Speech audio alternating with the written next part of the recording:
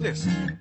And I will pray 행복한 이 설레임 느껴져 And I love you 새롭게 또 시작된 날. 반갑습니다. 중능구 친구들. 5월의 첫 번째 영상 룻기 소개 영상에 나오신 모든 주혜자녀 여러분들 한 분 한 분을 주님의 이름으로 환영하고 축복하고 또 사랑합니다. 우리 5월이 시작이 되면서 새로운 큐티가 시작이 되었지요. 룻기라는 성경이 있고 그 다음에 사무엘서가 있고요. 그 다음에 또 뭐가 있고 뭐가 있는데 오늘 룻기에 대해서 간단하게 전도사님이 설명을 해볼까 합니다. 전도사님이 대본을 준비를 하진 않았고요. 그냥 노가리를 까보려고 합니다. 먼저 룻기에 대해서 이야기를 한다면 등장인물에 대해서 이야기를 할 수 있어요. 룻기의 주인공이 누굴까? 룻입니다. 그리고 그 룻의 시어머니가 있지요. 남편의 어머니, 그 사람이 나오미라는 사람이고요. 그리고 이 룻이 나중에 결혼하게 될 보아스라는 사람이 나옵니다. 전도사님은 보아스 같은 사람이 되고 싶어. 이게 내 꿈이고요. 성경을 더 알아가면 알아갈수록 막 그 잘난, 그 대단한 다윗, 모세, 예수님, 이런 사람들을 닮아가고, 이런 분들을 닮아가고 싶지만 바울, 이런 대단한 사람들 있잖아. 나는 한 명 뽑으라고 한다면 보아스 닮고 싶어요. 그 정도로 전도사님한테 많은 어떤 좋은 것들을 준 책이 바로 이 룻기입니다.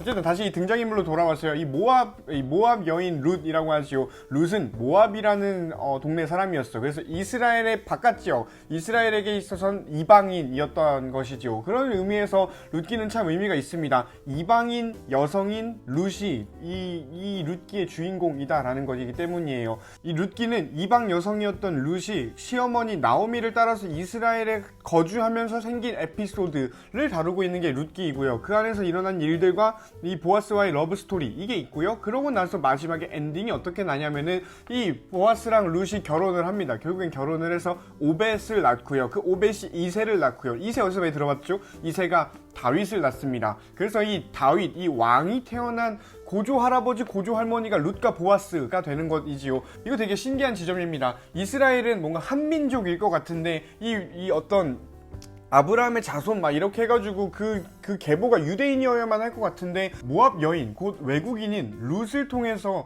이 다윗 왕이 태어났다라는 걸 보면은 참 신기한 일이지요. 이거는 나중에 마태복음에 가면은 참 더 이야기를 할 게 있겠다만 오늘은 이 룻기 이야기하는 거니까 여기서 마무리를 해보겠습니다. 그리고 룻기를 이해하는 데 있어서 꼭 알아야 되는 건 아닌데 좀 더 이해하기 쉽게 해주는 게 있어요. 뭐냐면은 이스라엘의 되게 특수한 제도인데, 그러니까 어떤 소셜 시스템이라고 해야 될까요? 소셜 뭐라고 해야지? 그 사회적인 보호 시스템이에요. 그래서 소셜 웰페어라고 하면은 사회복지이거든. 그 사회복지의 한 개념이라고 할 수가 있겠어요. 그게 뭐냐면은 수혼 제도라는 게 있고요. 그리고 기업 무르기라는 게 있어요. 수혼 제도는 뭐냐면은 내가 그 아내가 생겼어. 아내랑 이제 남편과 아내가 부부가 되었잖아요. 근데 얘네가 결혼을 했는데 아가가 없어. 아가가 없는 채로 남편이 죽은 거야. 그럼 이 혼자 남은 여성을 과부라고 하지요. 그러면 이 과부가 이제 혼자 살아갈 수가 없게 되었고 이 자녀가 없다 보니 이 죽었던 남편의 친척이 이 사람과 결혼을 하는 시스템이 있었어요. 지금으로 보면 되게 이상하고 왜 그런다? 이거 근친상간이지 않나? 라는 생각을 하지만 이때 당시에는 이 과부를 보호하는 것 그리고 이 가문을 보호하는 하나의 어떤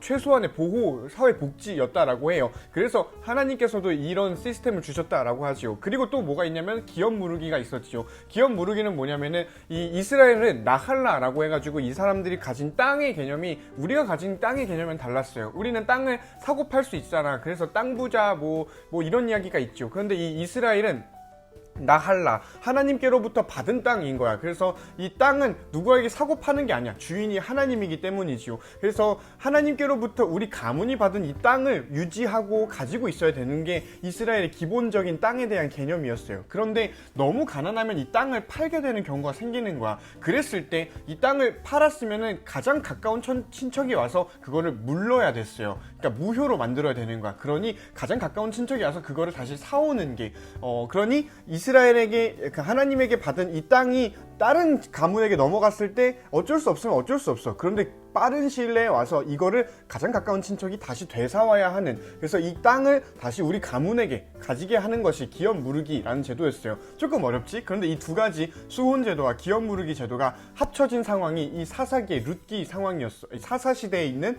룻의 상황이었어요. 그래서 룻처럼 과부가 되었을 때 가장 가까운 친척이 룻과 결혼을 해야 하고, 그 룻은 이제 땅이 없으니까 그 사람에게 어떤 보호를 해줘야 되는 것이었지요. 참고로 보아스는 룻의 친척이라기보다는 나오미의 친척이었어요. 그래서 이 어떻게 저떻게 얽히고 설키고 하다 보니 룻이랑 보아스가 결혼하게 되는, 그리고 그 결혼하게 될 때 결혼을 가능하게 해줬던 사회적인 제도가 뭐였냐면은 이 수혼 제도 그리고 기업 무르기 제도였다라는 것이지요. 그래서 생뚱맞게 이 둘이 눈 맞아서 결혼했다 이게 아니고요. 사회적으로 소외될 수 있었던 룻을 보호해주는 어떤 사회 시스템, 사회 보장 제도를 룻이 활용을 하고, 나오미가 그걸 알았고 나오미가 룻에게 디렉션을 줘서 이 룻이 이런 사회 보장 제도가 있구만 하면서 보아스에게 가가지고 비비게 되는 것이지요. 그리고 보아스가 먼저 이 사람을 도와줄 수 있었던 것도, 먼저 보아스가 룻에게 호의를 베풀 수 있었던 그 배경도 사회 보장 제도가 있었기 때문이었다라는 것이지요. 뭐 레위기에서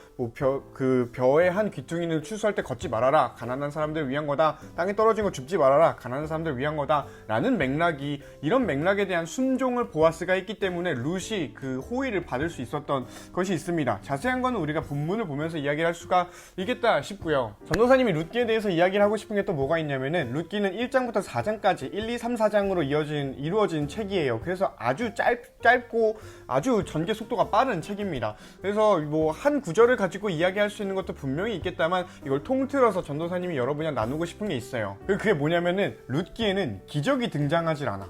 룻기에는 하나님의 초자연적인 역사가 있어서 해가 멈추고 막 만나가 내리고 홍해가 갈라지고 이런 게 전혀 등장하지 않습니다. 오로지 사람들의 우연한 뭔가 인연과 사람들의 행동과 사람들의 순종과 사람들의 뭔가 호의, 뭔가 젠틀, 이 hospitality, 뭐라 하죠?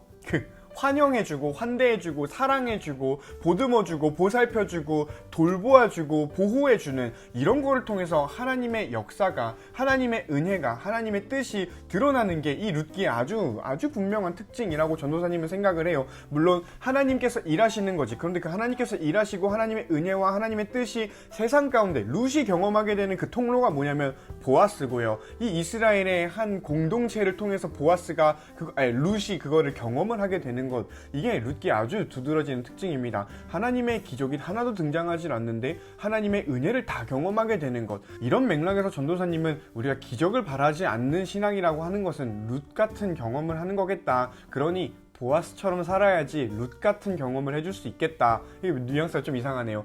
누군가에게 룻이라는 존재, 생각해봐요. 난민이고요. 난민인 걸 내가 설명을 안 했구나.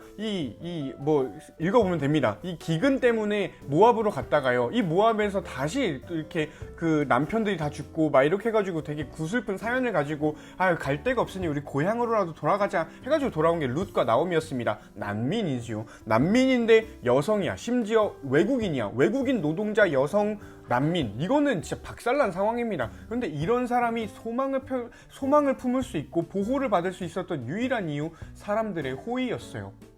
전도사님이 이걸 환대라는 말로 이야기를 하고요. 사랑이지요. 예수님께서 우리에게 하라고 한 거, 구약 성경이 계속해서 고아 나그네 과부 이 사람들한테 하라고 했던 거, 이 hospitality, 환대였습니다. 그런 맥락에서 나는 이런 하나님의 은혜를 기적 없이 드러낼 수 있는 거는 우리가 서로를 환대해주고 인사해주고 사랑해주고 웃으면서 대해주는 거, 왕따시키지 않고요, 서로 사랑하는 거, 이게 하나님의 은혜를 이 땅에 드러내는 길이겠다 라는 생각이 좀 듭니다. 그런 맥락에서 나는 보아스처럼 되고 싶어요. 나는 어떤 남자가 되고 싶냐면 보아스 같은 남자가 되고 싶다라는 소망이 있습니다. 끝으로 정리를 하면서, 보아스가 룻을 축복하는 장면이 2장에 나와요. 룻을 막 되게 축복을 해줘. 오늘날로 하면 되게 축도를 해주고요, 축복 기도를 해주는 느낌이에요. 그런데 이 보아스한테 되게 독특한 게 뭐냐면은, 보아스가 축복을 해주는데 그 축복을 우리는 보통 말로 하잖아. 아, 야, 뭐 이렇게 너가 되기를 축복해. 뭐 하나님의 이름으로, 예수님의 이름으로 너를 축복해.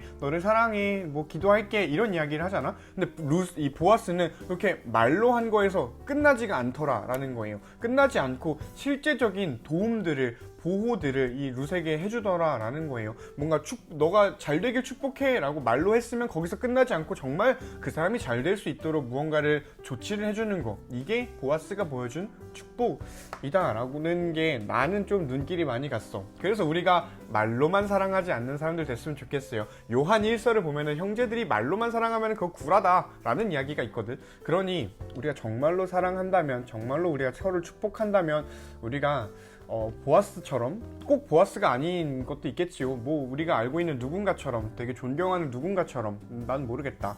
나는 개인적으로 누가 있기는 한데 그런 분들처럼 좀 더 보호해주고, 뭐 참아주고, 용서해주고, 받아들여주고, 사랑해주는 게 이 룻기의 정신을 오늘날에 이렇게 해내는 게 아닐까라는 생각이 듭니다. 변호사님이 대본을 적어온 게 없어서 참 더 이렇게 막 이야기를 해버렸는데, 뭐 그래도 뭐 편집을 잘 해볼게요. 어떻게 될지 모르겠다. 그래도 우리가 룻기를 같이 묵상할 때, 룻기를 말고도 하나님 말씀을 묵상할 때 이런 하나님의 은혜가 우리에게 경험되어지기를 바라는 마음으로, 그러려면 우리는 어떻게 살아야 할까? 내가 먼저 경험하려면 어떻게 해야 하고, 나를 통해 남이 그거를, 하나님의 사랑을 경험하게 하려면 어떻게 살아야 할까? 이거를 우리가 잘 고민하면서 이 룻기를 읽어보는, 묵상하는 저 여러분 되기를 바랍니다. 안녕.